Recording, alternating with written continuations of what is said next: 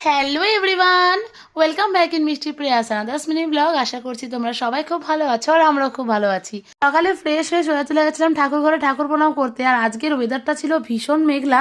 তারপর তো বসলাম খালি পেটে চিয়া সিডস খেয়ে নেওয়ার জন্য। তারপর তো সকালের এক কাপ গরম গরম চা খেয়ে সোজা চলে গেলাম স্কুলের জন্য রেডি হতে। আর এদিকে তো আমি স্কুলের জন্য ব্যাগটা গুছিয়ে নিচ্ছিলাম, আর এদিকে সকালে ব্রেকফাস্টে খাচ্ছিলাম ডিমের পোচ। দেন তো আমি গাড়ি নিয়ে বেরিয়ে পড়লাম স্কুলের উদ্দেশ্যে।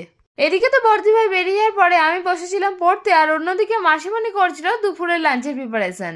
এদিকে তো স্কুল ছুটির পরে আমি বাড়ি চলে আসলাম। দেন তো ফ্রেশ হয়ে বসলাম সবাই মিলে লাঞ্চটা কমপ্লিট করে নেওয়ার জন্য। আর আজকে লাঞ্চে ছিল শাক ভাজা আর মাছের ঝোল। এদিকে তো সন্ধ্যাবেলায় এসেছিল মেজো কাকা আর বোন, আর ওদের জন্য নিয়ে আসা হয়েছিল সিঙ্গারা। এদিকে তো কাকারা বাড়ি ফিরে যাওয়ার পর সন্ধ্যাবেলা আমি আর বর্দি ভাই বেরিয়েছিলাম মার্কেটে কিছু জিনিস কেনাকাটা করতে। ফার্স্টেই তো চলে এসেছিলাম বড় বাজারে, এই সুপার মার্কেটটায় কিছু জিনিস নেওয়ার ছিল এখান থেকে। মেনলি সেগুলো নিয়ে চলে আসলাম একটু দশকর্মা বাজারে কিছু দশকর্মা জিনিস কেনাকাটা করতে। আর এখানে তো কিছু আমরা তত্ত্বের ট্রে দেখছিলাম যেগুলো আমাদের একটু দরকার ছিল, পরে বলবো এগুলো আমরা কেন কিনছি। দেন তো চলে এসেছিলাম আমরা বইয়ের দোকানে, সেখান থেকে কেনাকাটা করে সোজা চলে এসেছিলাম মিয়া মোড়ে একটা জিনিস কিনতে যেটা আমরা এখানে পাইনি, যেটা আমাদেরকে হাতেই আলটিমেটলি বানাতে হবে। দেন তো এখান থেকে ফুচকা খেয়ে আমরা বাড়ির পথে রওনা দিলাম।